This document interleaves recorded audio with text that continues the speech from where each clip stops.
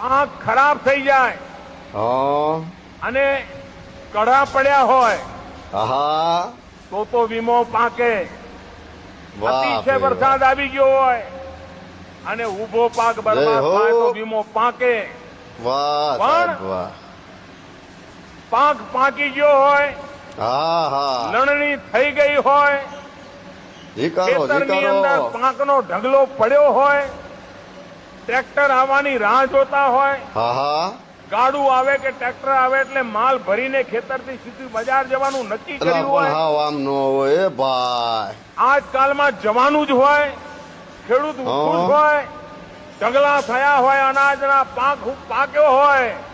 વગાડો તાળીઓ વીમાની પહેલાની પદ્ધતિ એવી હતી કે બસ પાક પાકી ગયો એટલે હવે પૂરું.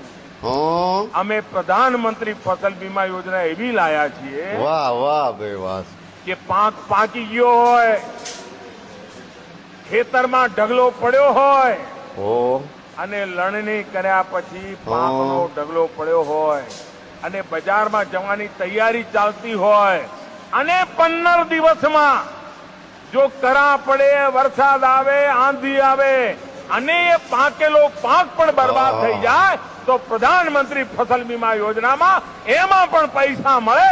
આ વાહ કામ ભાઈ આપણા વાહ. પ્રધાનમંત્રી શેર ફસલ કરો બીમા અને યોજના. શેર કરો